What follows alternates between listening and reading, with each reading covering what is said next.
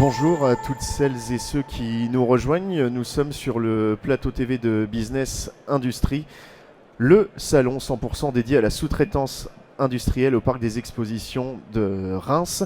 Je suis en compagnie, mesdames et messieurs, de Caroline Chaussard. Elle est la directrice RSE de Polivia. Bonjour madame. Bonjour. Et je suis également en compagnie de Aude Laclaire, qui est une experte en RSE. Soyez la bienvenue sur ce plateau, Madame Laclaire. Pour commencer, on va commencer avec vous, Caroline. Polivia, c'est le syndicat professionnel des transformateurs de polymères dans les secteurs de l'emballage, de l'automobile, de la santé, du bâtiment en France. Vous êtes le principal syndicat, c'est bien cela, avec 85% des entreprises du secteur adhérentes. 1400 adhérents, 80% de transformateurs et quatrième plus grande branche européenne de plasturgie. Caroline, pour commencer, l'économie circulaire, c'est devenu un objectif central des politiques publiques. Est-ce aujourd'hui une réalité industrielle ou encore un idéal difficile à atteindre ? Je vais vous répondre. On est peut-être quelque part entre les deux. Ouais. Aujourd'hui, on est dans une situation qui stagne plutôt. On est à 12-14% en France, en tout cas, tous secteurs confondus. Et on a un cadre aujourd'hui réglementaire qui va être incitatif, mais peut-être encore dans 2030, ça paraît demain. Mais pour la situation économique actuelle, c'est encore dans 4 ans, voire encore un peu plus loin pour l'automobile. On a 2 secteurs qui sont l'emballage et l'automobile, qui commencent à se réglementer et donc qui vont apporter de l'incitation. On a un vrai sujet de demande. Aujourd'hui, on n'est pas du tout de manière systématique avec des demandes de matières premières recyclées dans les cahiers des charges. Et on a un premier signal positif de la part du gouvernement français qui a mis en place un système d'incitation financier à la demande. Donc voilà, on voit que petit à petit, les choses avancent. On a aussi des sujets techniques et c'est pour ça que c'est intéressant d'être en région parce que voilà, il y a pas mal de choses qui peuvent se régler et être travaillées entre les différents interlocuteurs locaux pour essayer de travailler à la fois sur les cahiers des charges, à la fois sur un nouveau métier qui doit émerger. On parle beaucoup de recyclage, d'intégration, mais aujourd'hui, entre le recyclage et l'intégration, moi j'appelle ça un peu la nouvelle éco-conception. C'est comment est-ce que je vais formuler des matières premières issues des matières classiques des recycleurs pour répondre à des propriétés spécifiques de cahier des charges. Et donc, tout ce maillon de régénération va prendre de plus en plus d'importance. On a un sujet qui est plus grand que la France et plus grand que l'Europe, qui est aussi tous les sujets d'importation et de dumping asiatique qui viennent un peu... en tout cas mettre à mal la compétitivité de la filière et donc la mise en place d'une économie circulaire. Alors sur le taux d'intégration global, ça ne joue pas forcément puisqu'on n'est pas sur une origine de matières premières recyclées. En tout cas, ça commence dans certains textes. Mais en tout cas, c'est important pour la résilience de la France et de l'Europe qu'on puisse avoir un système local et qu'on puisse atteindre des objectifs qui vont monter à 30-60% dans les emballages en 2040 et donc vraiment qu'on puisse... activer toute la chaîne de valeur et rester compétitif pour pouvoir le faire. On parle de souveraineté française, souveraineté européenne, d'intégration de matières recyclées, c'est très bien, mais il y a un paradoxe dans tout ça, c'est la fermeture tour à tour des recycleurs. Effectivement, c'est un sujet qui rejoint le sujet de dumping asiatique. Dans les 2 dernières années, on a fermé 1 million de tonnes de capacité de recyclage en Europe, ce qui est l'équivalent à la capacité de recyclage en France. Et donc, on voit de plus en plus, et l'Europe s'est emparée du sujet avec des textes comme le Circular Economy Act,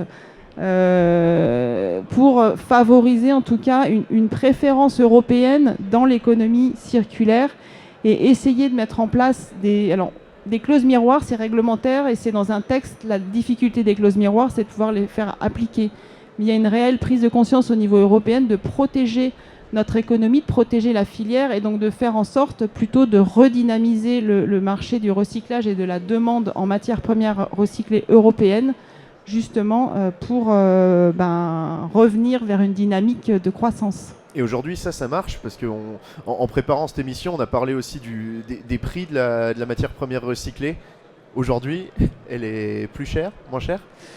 Alors la matière première recyclée, elle est souvent plus chère quand on cherche à faire des applications très précises. Ouais.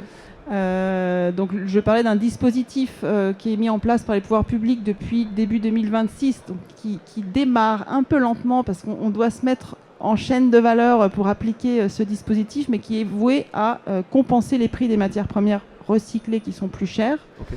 Reste le sujet des matières premières importées. Donc on incite l'incorporation d'origine européenne en compensant les prix. Ça démarre tout juste. C'est une initiative qu'on accueille plutôt très positivement et qui permet des discussions de chaîne de valeur qu'on n'a pas d'habitude. Mais ça démarre lentement et les initiatives européennes aussi. On prend conscience, mais c'est très très lent dans la mise en place et l'efficacité. Parlons désormais décarbonation. Aujourd'hui, Caroline, est-ce que intégrer de la matière première recyclée, c'est un vrai levier de décarbonation, oui ou non ? Oui, c'est un vrai levier de décarbonation. Il faut le coupler à l'éco-conception. En plus, les acheteurs, en général, aiment assez bien coupler les deux. Quand on se parle de matière première recyclée, la matière première, elle va toucher à peu près 70-80% de l'impact carbone de la filière. Et donc, on a une première étape d'éco-conception qui peut permettre d'utiliser moins et qui est lui aussi un vrai levier. Je pense qu'entre les deux, ils sont tout aussi importants.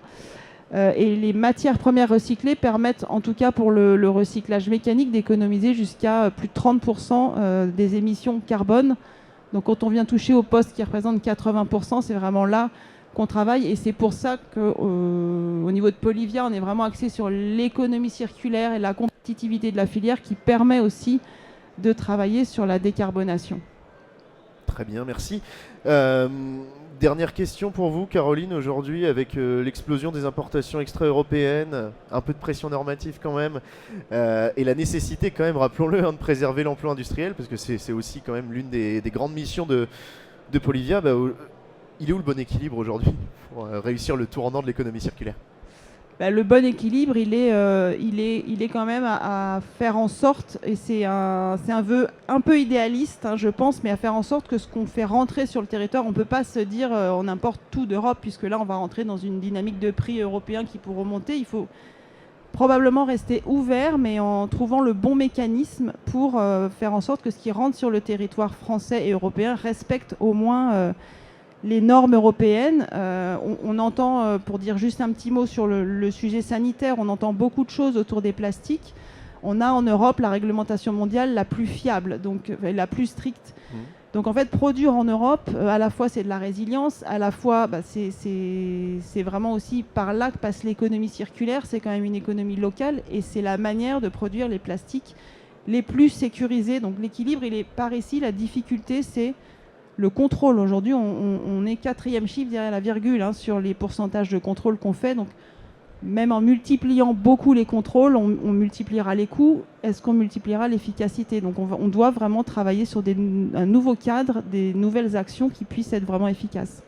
Merci beaucoup, Caroline. Je le rappelle, vous êtes la directrice RSE de Polyvia. On passe à vous, Aude. Je vois que vous avez pris plein de notes pendant le brillant exposé de Caroline. La première chose, est-ce que vous avez quelque chose à rajouter sur tout cela ? Merci de me donner l'occasion de prendre la parole sur ce sujet intéressant, transformation plastique et circularité. Alors, oui, je prends beaucoup de notes parce que l'essentiel technique a été dit par Caroline, en effet. Peut-être, moi, je peux ajouter que la circularité des plastiques, la transformation de l'industrie plastique, en dehors de tous les sujets techniques d'approvisionnement de matières premières, d'incorporation de PCR, d'éco-design, jusqu'à la gestion de la fin de vie, elle n'arrivera pas, cette circularité, s'il n'y a pas un passage à l'échelle. Le sujet, c'est effectivement de faire en sorte que les équipes soient suffisamment formées, montent à bord, que les solutions techniques soient adoptées par le marché. Voilà. Mais justement, comment le marché il peut les adopter ? Faut qu'il rentre dans une phase de maturité, c'est un peu ça ? Oui, alors l'adoption des solutions de transformation plastique, c'est un long chemin. Hein, ça a été sur certaines industries pour lesquelles j'ai travaillé ces 25 dernières années. Il y a effectivement tout l'éco-design lié à l'allègement, il y a l'incorporation de matières plastiques recyclées. Ça nécessite des nouveaux comportements, de changer certaines habitudes, depuis les producteurs jusque les consommateurs, donc les clients directs des sociétés transformatrices, et jusqu'aux consommateurs. Donc quand on dit changement de perception, prenons un exemple concret de certains freins si vous le voulez bien. qu'on a pu rencontrer, que j'ai eu l'occasion de rencontrer dans mes différentes expériences. Par exemple, si on parle de l'industrie de la cosmétique, donc les emballages plastiques du luxe, c'est vrai que produire avec une matière plastique recyclée, Caroline parlait de mécanique, c'est pas comme produire avec du vierge. Donc effectivement, il y a un niveau qualitatif qui est différent. Les ateliers aussi, les producteurs eux-mêmes, ça commence par les producteurs, les gens qui travaillent sur les chaînes de fabrication dans les usines doivent s'adapter à ça. Donc ce qui autrefois, il y a 20 ans, il y a 30 ans, était considéré comme de la non-qualité, aujourd'hui, il y a quand même un devoir d'acceptation d'une qualité différente. Je ne dis pas d'une qualité inférieure, mais d'une qualité différente pour que ces solutions puissent être industrialisées. Ce qui est important quand on dit... Très concrètement, pardon. Mon emballage de pack de lait, il a une petite tache. En taux qualité, ça passe. On est d'accord. Voilà. C'est tout à fait... C'est un très bon exemple. Aujourd'hui, la matière plastique recyclée, suivant le procédé mécanique, elle est plus grise. D'accord, donc on a des matières plastiques qui sont plus opaques, qui sont moins translucides. Donc les effets couleurs donnés par certains packaging sont nécessairement différents. Ouais. Quand ça arrive en rayon, le consommateur peut être perturbé. Mais déjà, depuis les chaînes de fabrication, c'est un sujet. Voilà. Très donc bien. Tout ça, ça veut dire, si je peux me permettre, allez-y. que il faut, quand je dis embarquer les équipes, la transformation de l'industrie du plastique, la circularité qu'on recherche tous, ça commence par la formation des équipes et ça ne se fait pas qu'avec une équipe d'experts R&D. Il le faut, c'est une condition nécessaire, bien entendu, mais ce n'est pas suffisant. Il faut embarquer toute la chaîne de valeur depuis le service achat. Bien entendu, je parlais de la production, mais aussi les clients et les consommateurs. C'est un long chemin. Les clients, les consommateurs et peut-être le politique, tout de même. Alors oui, naturellement, le politique, il a un rôle important à jouer, très important. Le politique, il fixe le cadre. L'industrie, les industriels, ils exécutent, ils innovent. Voilà. À la fin du jour, pour que tout ça arrive, c'est quand même le marché, c'est le consommateur qui valide. C'est-à-dire que si les produits n'arrivent pas sur le marché, si l'innovation technique liée autour de l'éco-conception, l'incorporation de matières plastiques recyclées, qui est nécessaire à la circularité des plastiques, y compris pour décarboner, si tout ça n'arrive pas, quelque part, l'objectif. On l'a pas entendu dans le micro. Pardon. Passe à côté de l'objectif. Voilà. Si à un moment de la chaîne de valeur, quelqu'un bloque, c'est tout le processus qui est bloqué. Donc la circularité, ça repose sur des solutions techniques qui sont performantes. Et Caroline le disait très bien, l'accès à de la matière plastique recyclée performante, de la R&D, de l'éco-design qui marche bien. Mais il faut aussi que ce soit opérationnalisé. Et pour être opérationnalisé, c'est-à-dire passer à l'échelle, il faut que les solutions soient adoptées par le marché. Donc le politique, il fixe le cadre, l'industrie définitivement l'exécute et le rend, innove et le rend existant. Mais à la fin du jour, c'est le marché et les consommateurs qui le valident.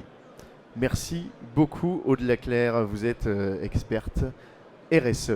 Et d'ailleurs, si on peut terminer quand même là-dessus. Vous avez un gros background sur la R&D en matière de plasturgie. Vous avez notamment bossé chez Albéa Tube, c'est ça ?